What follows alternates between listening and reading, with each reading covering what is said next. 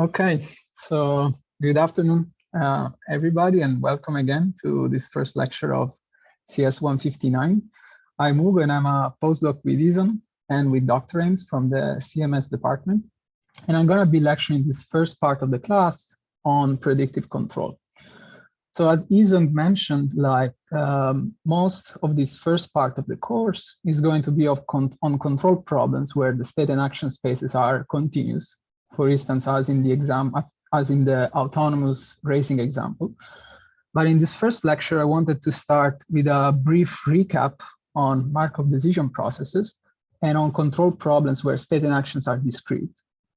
And the reason why I wanted to start with this recap is because we will be using similar strategies to merge ideas from the AI and the control communities. So with this in mind, let's get started with today's class, where I will first cover Markov decision processes and how we solve optimal control problems for problems where the state and action spaces are discrete. And then we will cover approximate strategies to simplify the policy synthesis algorithm.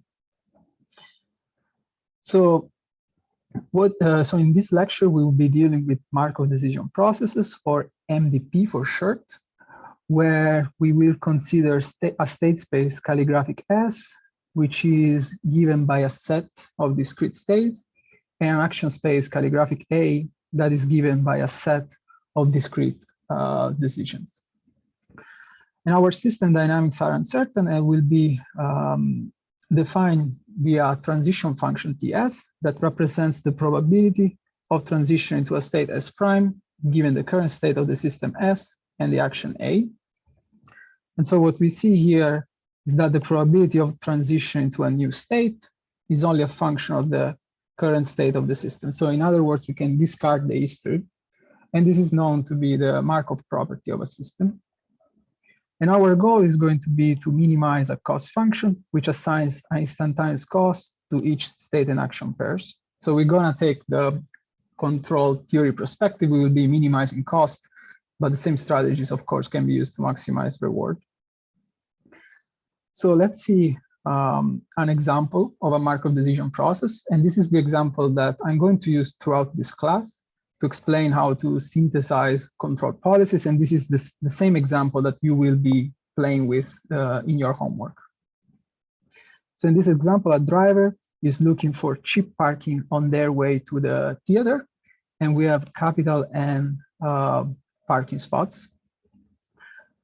And for each parking spot, we have two states associated with it. So for instance, the ith parking spot can be free or it can be occupied. So the state I subscript F is associated with the parking spot I being occupied. And similarly, the state I subscript O is associated with parking spot I being, being occupied, and IF is associated with the parking spot I being free. And so our driver can take two control actions. The first one is to park or to move forward. So if we reached a state which is free, then we can park and go to the theater. And after parking, we are going to take a shuttle. So if we are far from the theater, we're going to pay a cost which is higher. So for instance, if we are in the first parking spot 1, which is free, we can park our car, paying a cost C equal to N. And as we get closer to the theater, we're going to pay less to park our vehicle and get to the theater. So in the best case scenario, we're going to reach this parking spot N. The parking spot N is going to be free, and we're going to move directly to the theater, paying a cost C equal to 1. However, our transition dynamics are stochastic. And for instance, if we are in the first state and we decide to move forward with probability P, we're going to transition to the next state, and we'll find out that the state is free. And otherwise, with probability P-1, we will realize that the state is occupied. And so if we keep moving forward, there is a chance that we're gonna hit the garage, and then to move to the theater, we have to pay a high fee of 100. And so in this example, our goal again is to minimize the cost to park our vehicle and to reach the theater. And here I would like to stop 1 second to ask if there are any questions on this example.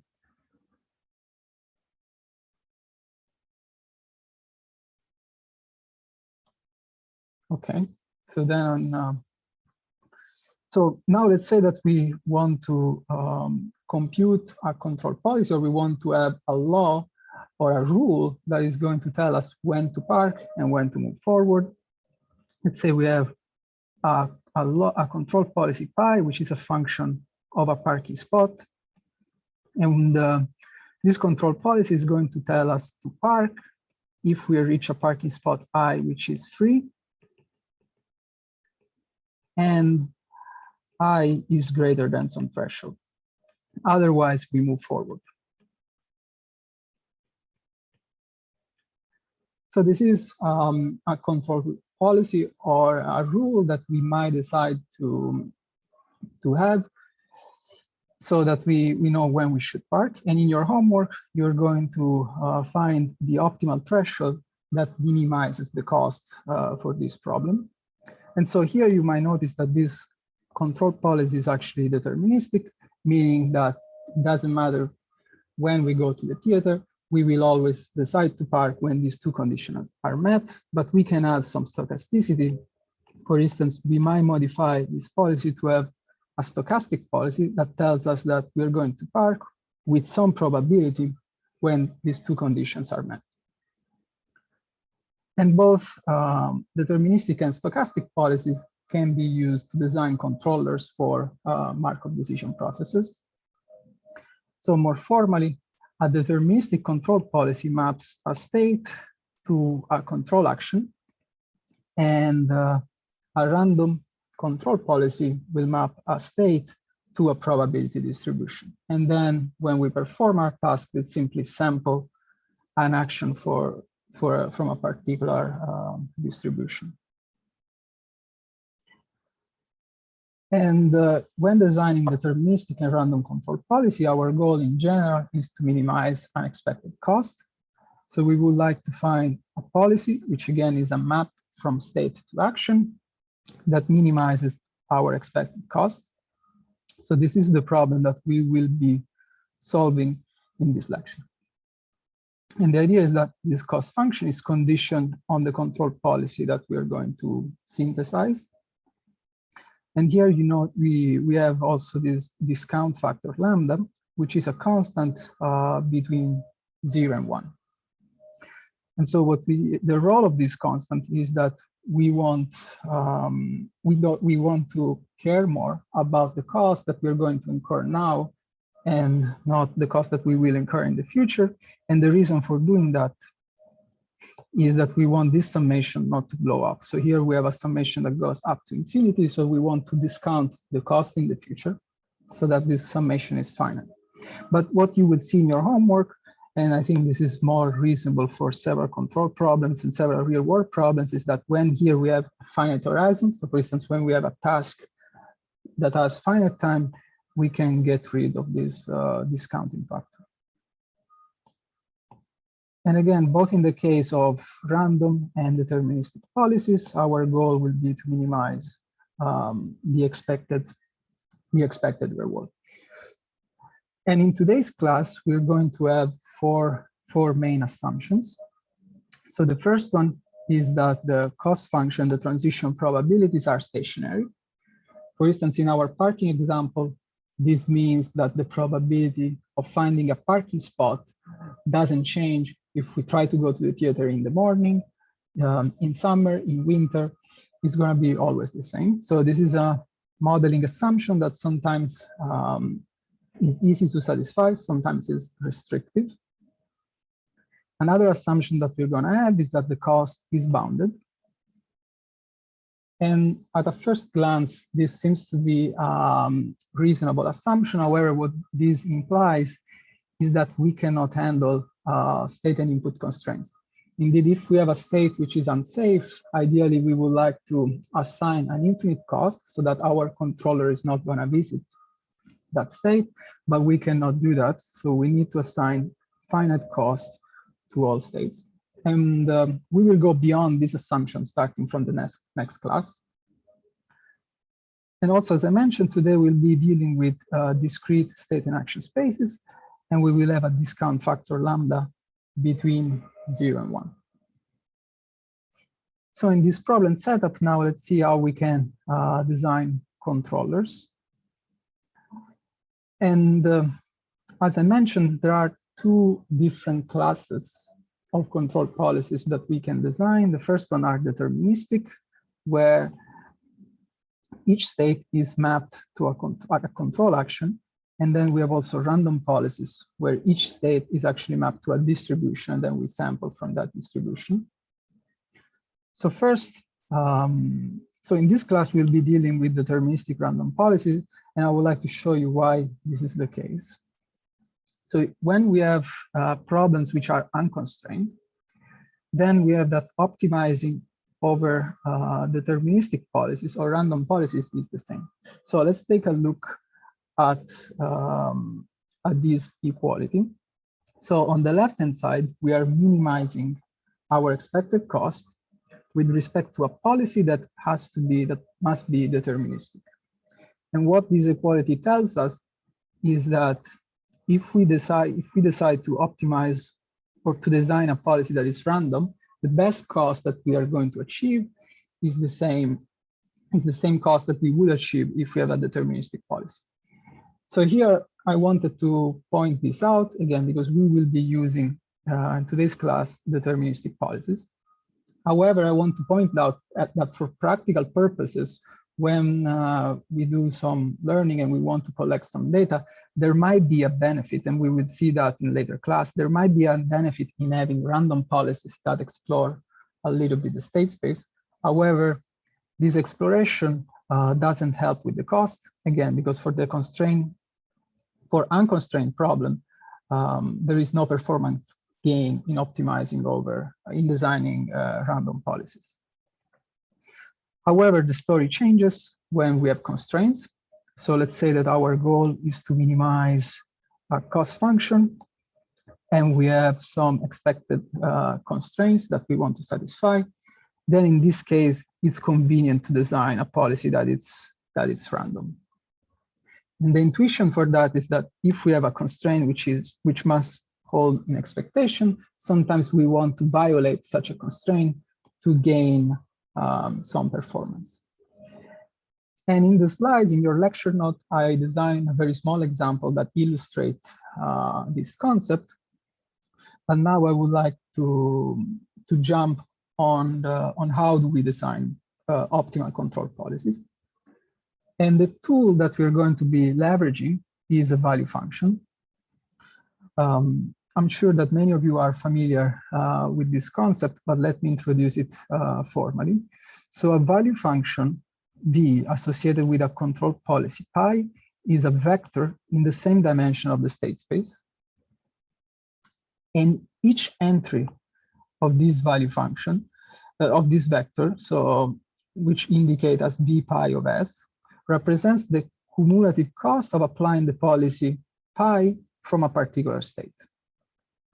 So in particular, the value function V associated with the control policy pi is equal at the state S is equal to the expectation of to the expected cost that we're going to incur if we start from the state S and we apply the control policy pi.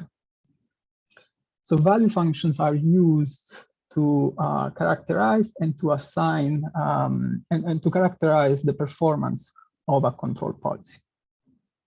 So now let's see how these value functions can be computed.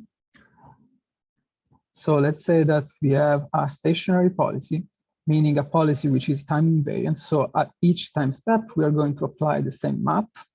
Then the value function is given by the unique solution of this set of linear equations, where R pi is a vector in the dimension of the state space, and each entry of this vector represents the cost, the instantaneous cost from the state S when we apply the policy pi. And the last quantity that we need to define in this equation is this matrix P conditioned on the policy pi, where each entry represents the probability of transition to a particular state S prime, given that we are at state S and we are applying the policy pi. So here I want to pause for a second to ask if there are any questions. And also if you have any questions at any time, please feel free to unmute yourself.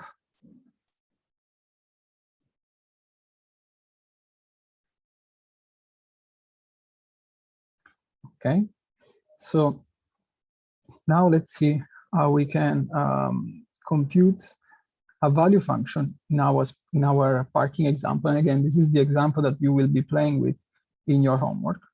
So first of all, let's see how this matrix capital P is defined.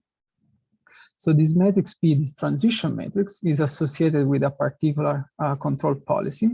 So let's say that we have a control policy pi m, which is a deterministic policy that selects the action move forward in our parking example.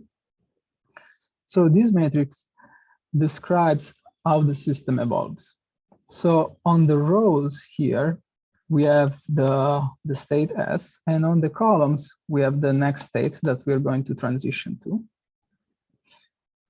And so this matrix tells us that if we are in the state 1F, so if we are in the first parking spot, which is free, and we decide to move forward, then with probability 1 minus P, we will transition to the second parking spot being occupied, and with probability P, will transition to the second parking spot being free. And I wanted to have this matrix in this lecture notes, as you will be coding this matrix in your homework 1. So now let's see how the value function can be computed for this simple problem. So here we have 6 parking spots. Again, 2 states for each parking spot, as a parking spot might be free or occupied. And here our control policy is fixed and is simply to move forward. It is a control policy which is going to pick the action move forward at each time step. So let's say that we are in the first parking spot. Our system is going to evolve forward until we reach the garage. And then from the garage, we're going to move to the theater, paying a cost C equal to 5. So this implies that for all states, we are going to pay the same cost equal to 5. And so this is the value function for this problem. So here in each state, I reported the cost that this simple policy that we're going to incur when we play this simple policy. And so now let's see how the value function can be used actually to achieve our goal, which is to compute an optimal policy that minimizes the expected cost.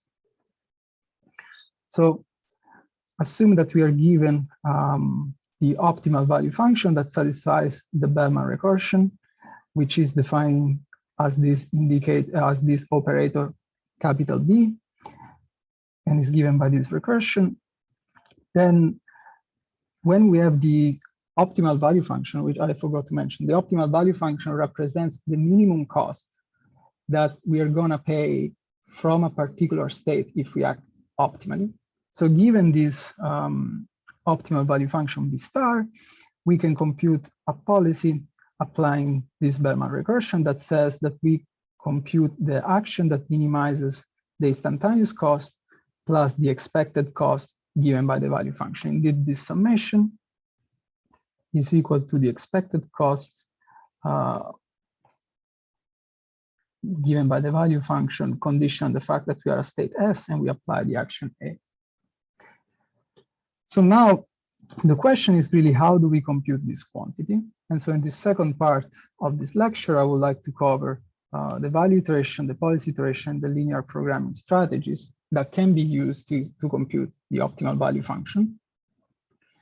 And again, the reason why I want to introduce these 3 strategies is that we are going to use similar methodologies to design controller in continuous state and action spaces. In particular, in the autonomous racing example that Isong showed in the introduction, we are using a policy iteration scheme, which is inspired by these strategies that were designed for discrete state and action spaces. So let's see how the value iteration algorithm works. So the first step, we are going to initialize our vector V0, which It's a vector again in the dimension of the state space. We're going to initialize our an integer k, which is an iteration counter, and some tolerance epsilon. And for each state in our state space, we're going to update our value function using the following recursion. And so the following recursion is assigning a new cost to each state.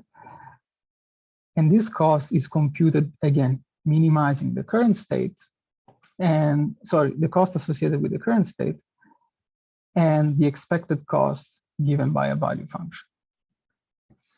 And we're going to iterate this strategy until the difference between two iterates of our algorithm is smaller than a threshold.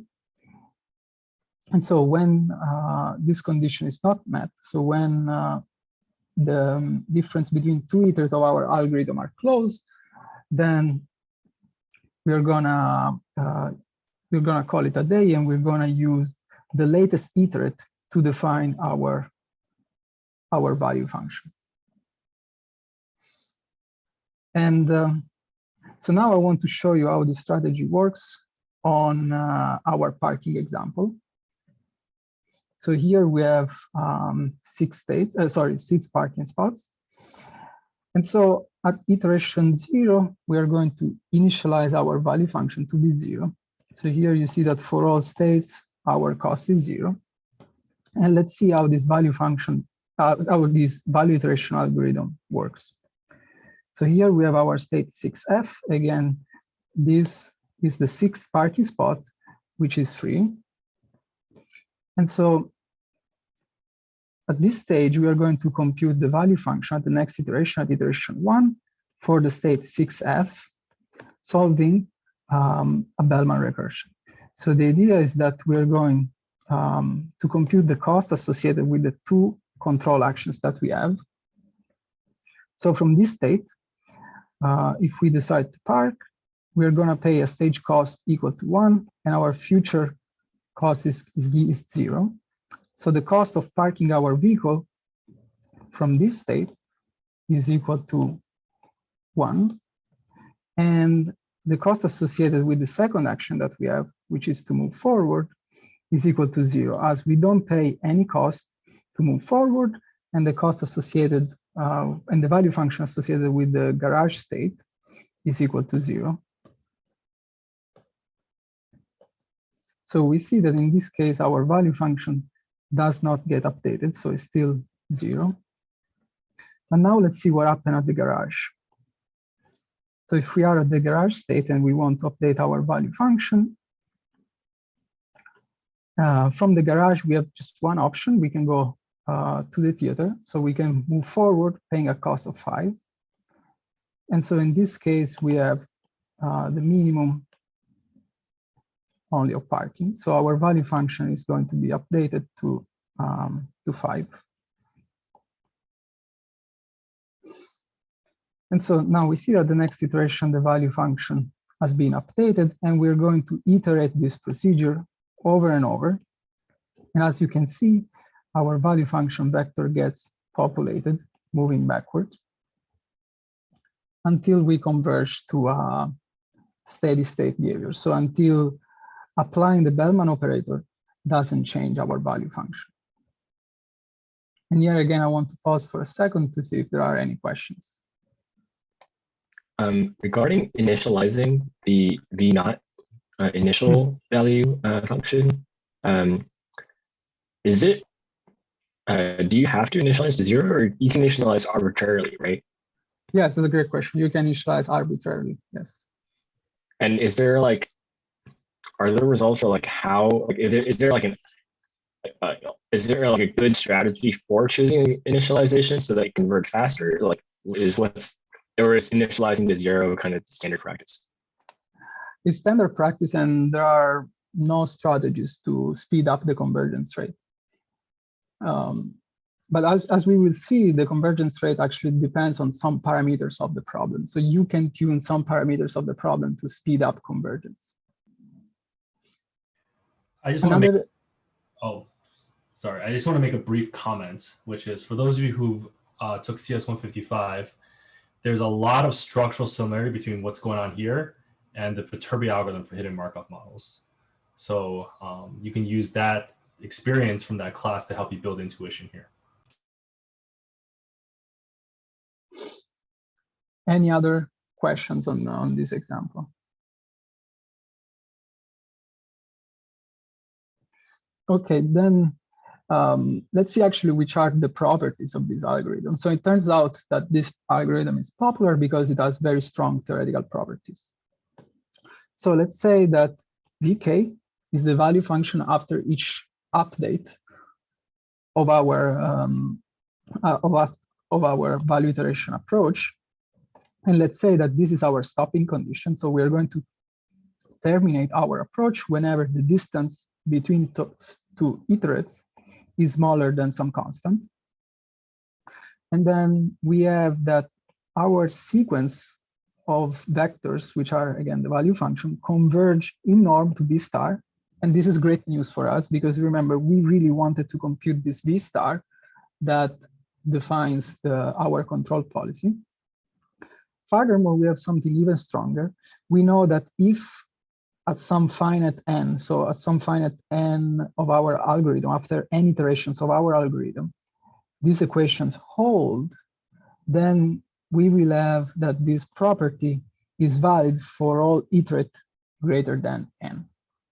And actually, we have even a stronger property, which tells us that if we have our value function v at iteration k, this value function is greater or equal than the value function after one more update, and so on and so forth.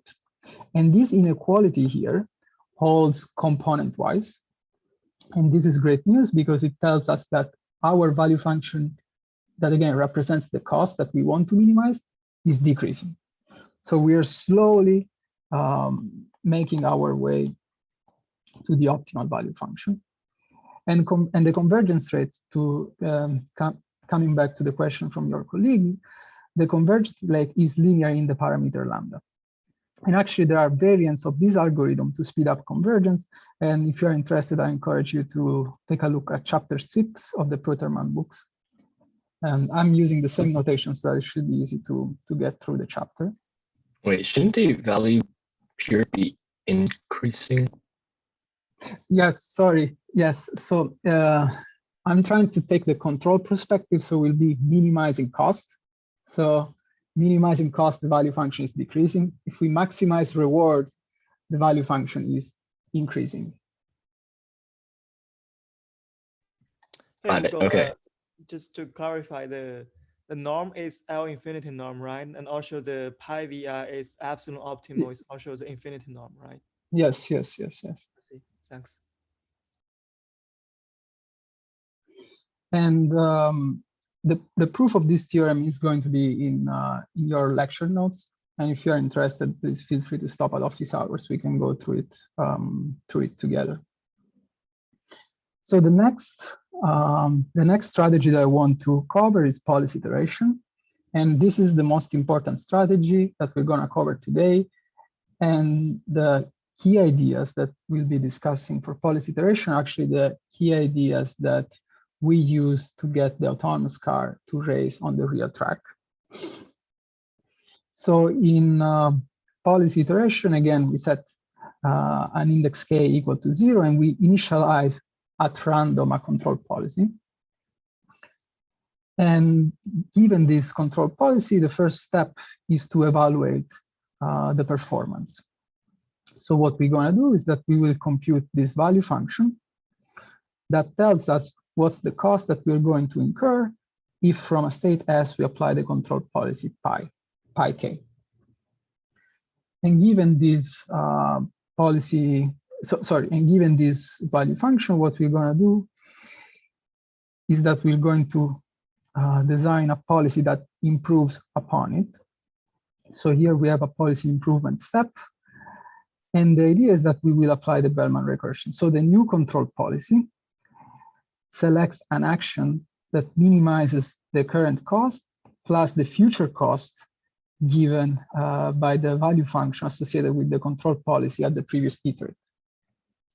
And then by definition, we have that the new value function that we have is going to improve upon the old one. Why? Because the future cost is the cost that we're going to incur if we apply the control policy pi k. And here we're simply minimizing one extra step. Any questions on this policy improvement step?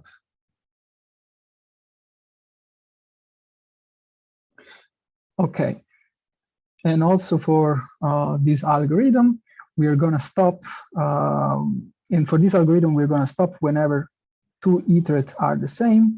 And when that's the case, we can guarantee that our control policy is actually optimal. So this is good news. So now let's see how this strategy works again on this question. So in both value iteration and policy iteration, this is like you have to enumerate the entire state space, right? So okay, yes. And okay. Yes, go ahead. Please finish the question. No, that's all. Okay, yes. So you have to perform these two updates for all state S in the entire state space. And actually, this is why extending this strategy to continuous states is not trivial. So if you have a continuous state space and you want to perform, for instance, the policy evaluation for all states, you will need to approximate. But the ideas will carry over. So basically what we will see in lecture 3 is that there are strategies to approximate these this value function in the continuous state space that lead to strong theoretical guarantees. And at the end of this lecture, we will also see how to do it in discrete spaces. I could just make a real quick comment. And there are other people who focus on other areas of reinforcement learning where they take samples of these states and then they train a neural net to just generalize across all their state spaces. For example, that's how you play Atari. But I guess that's more for value learning. But in general, that's the way they would deal with continuous state spaces. Yes, and actually we're gonna cover that at the end of the class. I'm gonna show you how to do policy iteration using basically these kind of approximations where you subsample the state space and you perform an approximate policy iteration, policy evaluation, policy improvement steps. Probably cover that in 15 minutes. Okay, so now let's see how the policy iteration step, policy iteration algorithm can be applied to this parking example. The first step in policy iteration, again, is to fix a policy.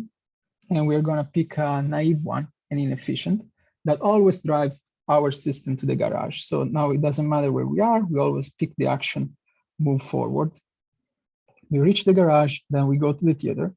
So this means that we will be paying a cost of 5 for all the states. And so now we have a value function with this naive policy. And so now what we can do is that we can see, for instance, from one state, what we're going to do, how we're going to improve upon this policy. So let's say we have the state 6F, and we want to compute the action that we will take after the policy improvement step. So from this state, so the action is the argmin associated with the cost of taking these two actions, park and move forward. So if we are in this state and we decide to move forward, we're going to pay a cost of 1. And if we decide to go to the next state to move forward, the instantaneous cost is 0, but then we have a value function of 5. So our cost is going to be 5. And so the argmin here is to park. And we're going to perform this policy improvement step for all the states in the state space, and we're going to get a policy that is going to tell us to move forward for the first 2 parking spots and to move to the garage for the last 4 parking spots. And so after this policy improvement step, again, we'll do a policy evaluation. We'll compute the new value function associated with this new policy, and we're going to iterate until we converge. And what I want to point out is that there are different strategies for evaluating and for computing the value function associated with a particular policy.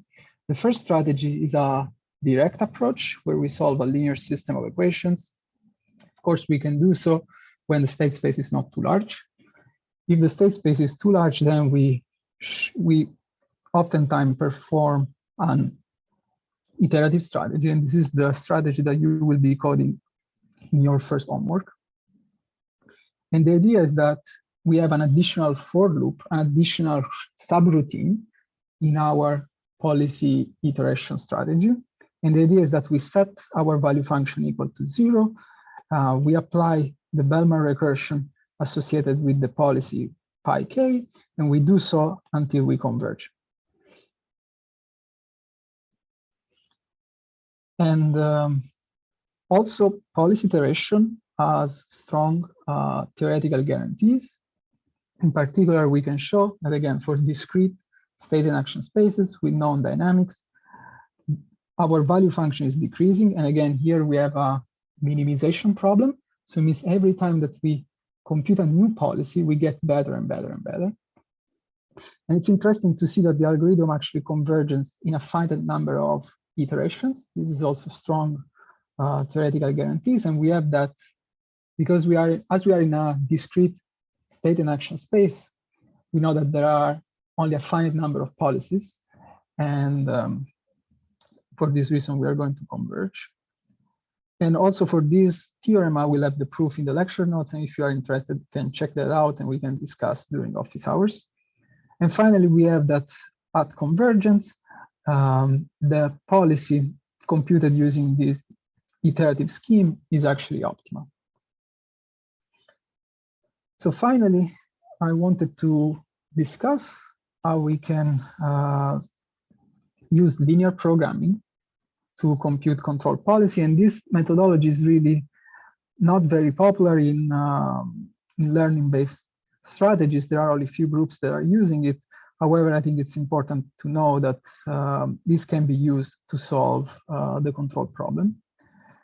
And this approach is significantly different from the two that we discussed. So the key idea is that we can write down an optimization problem, which is convex.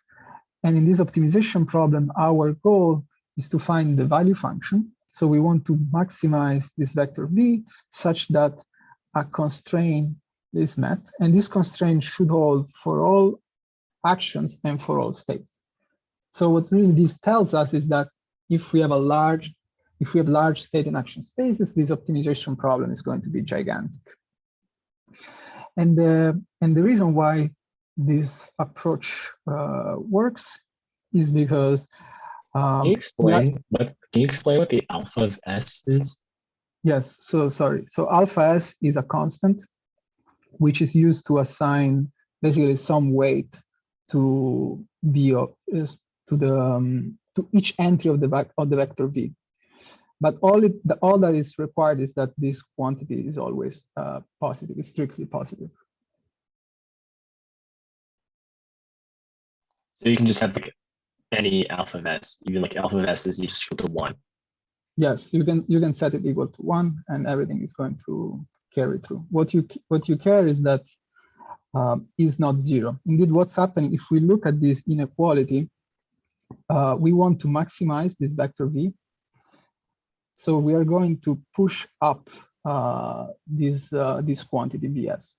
So we're going to try to increase this quantity, and this inequality will hold with the equality sign.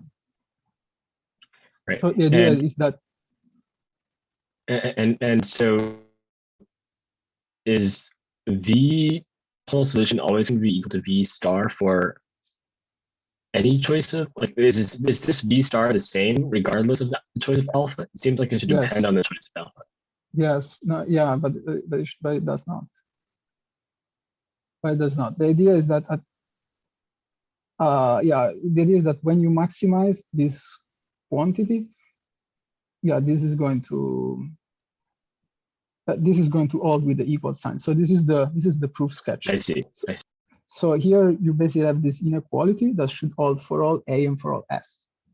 So because this should hold for all A, it must hold also for the minimum.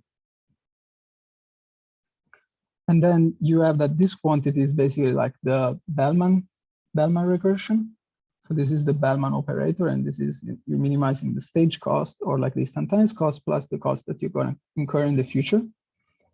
And so because of that, we have that the optimal value function is feasible for this constraint. And as the optimal value function is feasible and is the one that minimizes this quantity, then V star is the optimal solution. Anyways, I see how alpha is not relevant. So, like, is there any case where you wouldn't just set like alpha of S to be constant? Like, why even bother with this alpha of S term? Like, why include that here at all? It seems like there's some reason to actually have. I guess you can start to look at like duality arguments, and then in that case, the alpha will have some representation,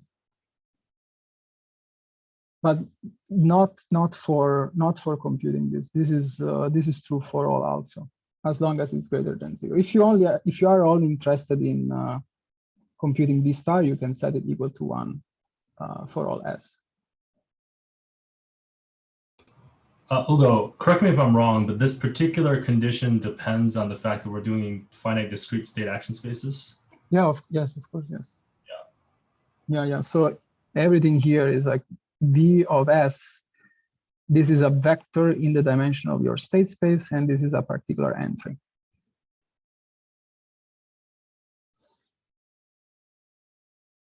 Any other question? Okay. So finally, I wanted to summarize what we had seen for policy iteration and value iteration. Sorry, I have a quick question. So what is the benefit of linear programming approach compared to policy iteration?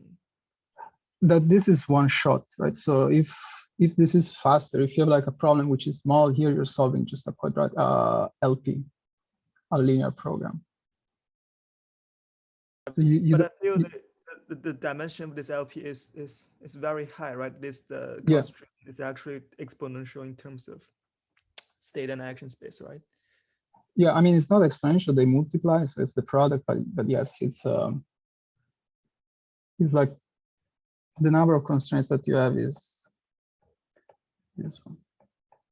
So for high state and action space, it's like not really practical. And indeed it's not used, actually. It's not used much, but I felt that like I wanted to have it there. There are actually some people which are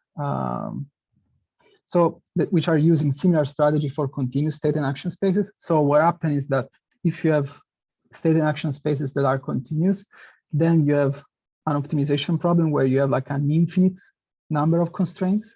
And then what happens is that you can use scenario approach and scenario theory to approximate this solution. So the idea is that you will randomly sample constraints and then solve an approximation to an infinite dimensional optimal control problem. Sorry, not an infinite dimensional optimization problem. And you will have some stochastic guarantee on this cost. But it's something which I've seen a lot in theory, but like I've never seen it applied in practice, actually. Okay, so, and exactly for this reason, I wanted to summarize only the policy iteration, the value iteration approaches.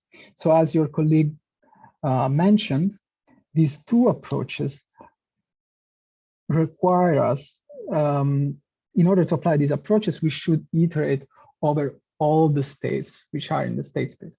And if we have a problem with millions of states, this is going to be computationally very intense. And so what we're going to do is that we will replace these constraints using a subset of the state space. So we'll perform an approximate policy iteration scheme. And again, I've decided to focus on policy iteration for two reasons. The first one is that similar approaches can be applied to value iteration. And the second one is that we will be using exactly the same intuition to design learning-based policies for problems in continuous state spaces. And so the idea is that we will define a set calligraphic S bar, which is a subset of the state space. And then we will replace this quantifier. So here, instead of doing for all S, we will have for all S in S, for all states in S bar, which is a subset of the state space. And actually, as we have mentioned, as we are going to approximate the value function only over a subset of the state space, we need some kind of like approximation, and this is called the approximation in the value space. And the key idea is that the value function, we will define an approximate value function, v hat of theta, that is given by the linear combination some features phi. So let's take this chess example. So here, in order to understand if you are winning or losing, there are some properties, some features that we can look at.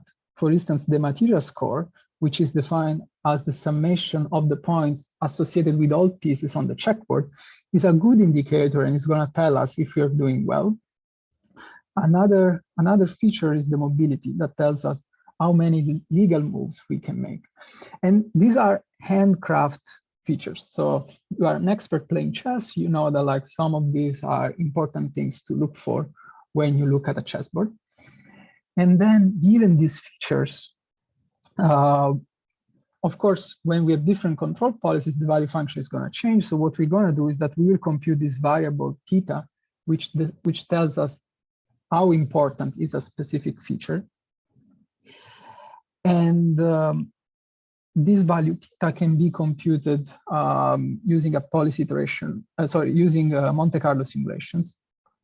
Again, I'm going to focus only on this approach because we'll be use this approach in the continuous state action space for continuous state action spaces.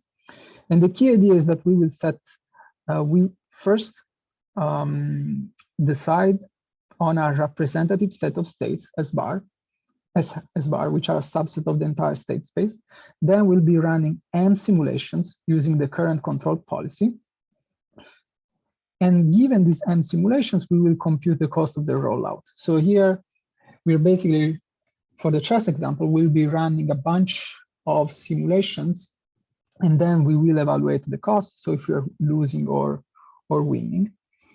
And then we'll try to fit this cost using this value function. So in here, these features are handcrafted and are a function of the states S.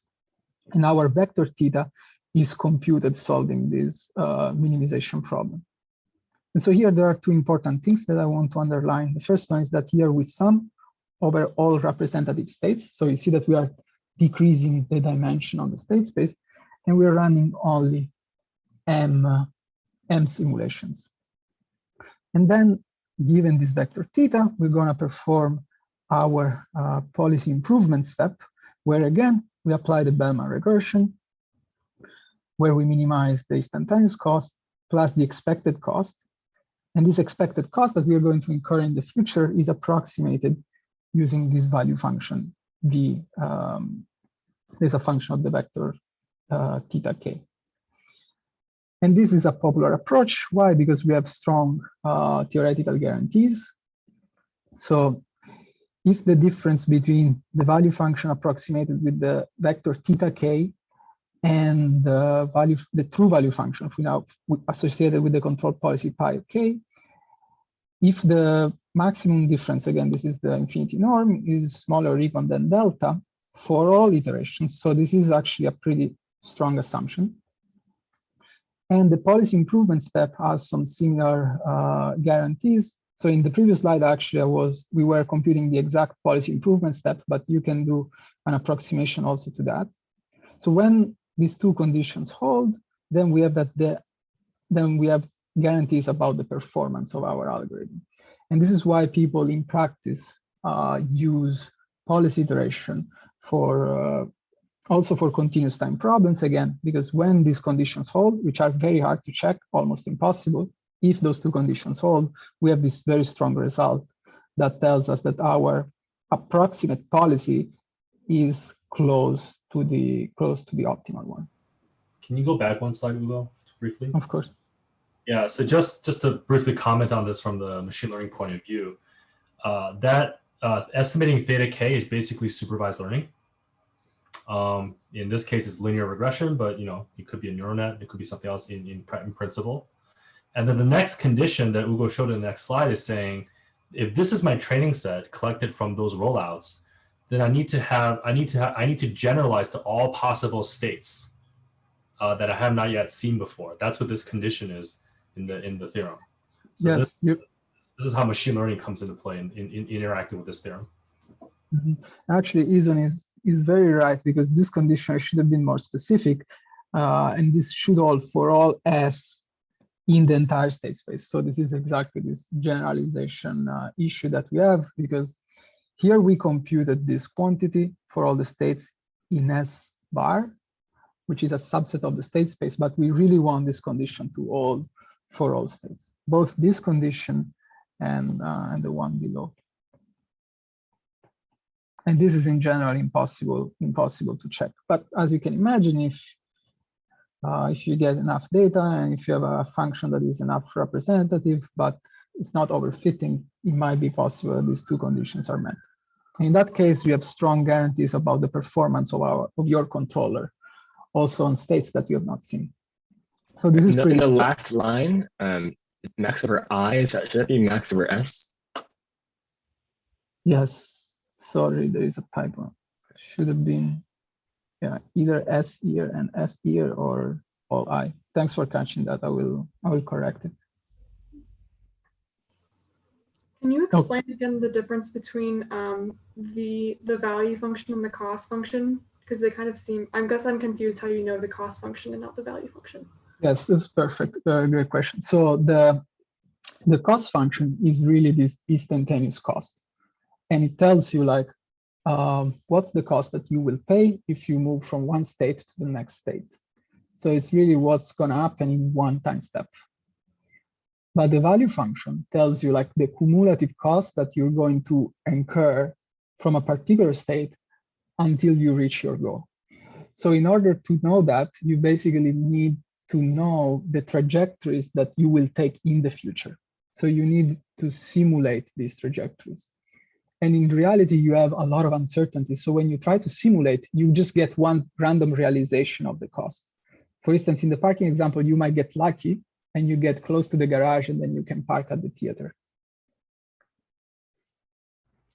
How do you know that you have a representative set of states, S-bar, and how do you select that?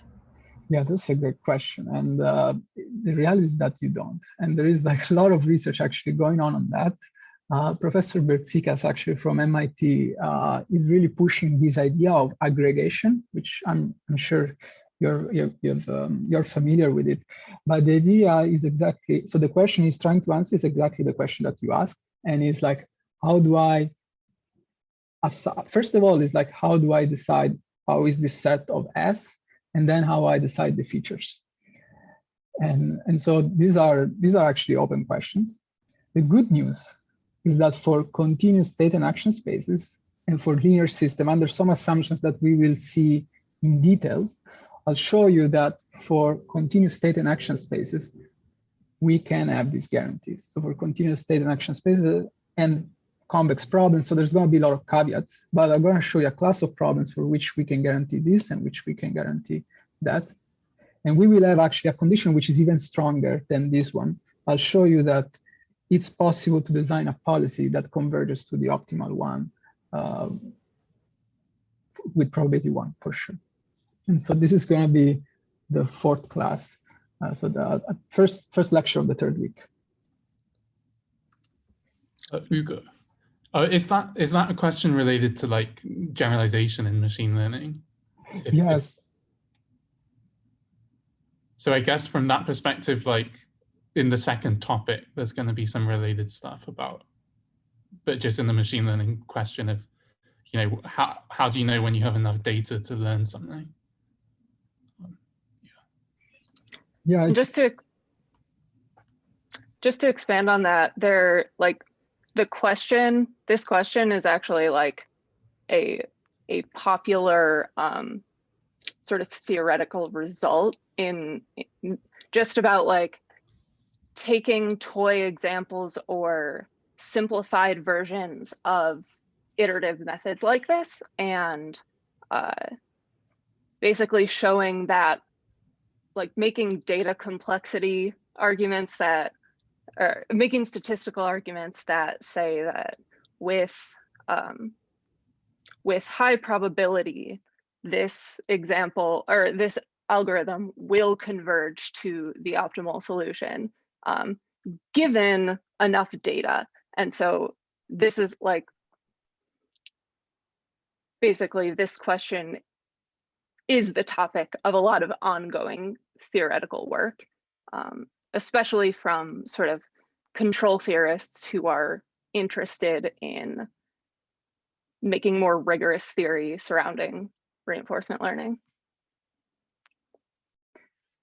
Yeah, this is a great point, and I want to add on that, saying that this is especially important for problems with continuous state and action spaces. And so we will see that for these kind of problems, actually making this claim is even harder, especially because we will be dealing with constraints. So we will have safety constraints, limited actuation. So we will need to consider really the dynamics of the system. So when we have a real car on a real track, we need to consider that there is inertia and that we have limited actuation capability, where, I mean, we cannot decelerate instantaneously. We cannot apply infinite deceleration. And so that's going to be really the topic of, like, I guess, this first part of the class. And as Natalie mentioned, this is like really, really important. And there are several conferences that are focusing on this topic. And again, I wanted to start with discrete state and action spaces because some of these ideas actually do translate. But we will be careful, and we will be dealing with approximations of the value function and other things. For instance, a dynamical model, which we will be talking next time. Any other questions? Okay, so this was actually all I wanted to tell you today. And if you are interested in further readings, these are some book chapters and papers that I recommend.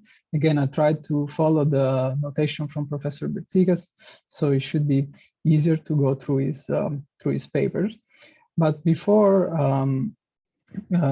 closing, I would like to summarize what we've seen today and what we're going to be doing, like, in the next few classes. So today we saw how to solve optimal control problem for discrete state and action spaces, and we saw how to compute exactly the optimal solution. And finally, we discussed approximate dynamic programming methodology to simplify the policy synthesis algorithm when we have large state spaces. So what's next?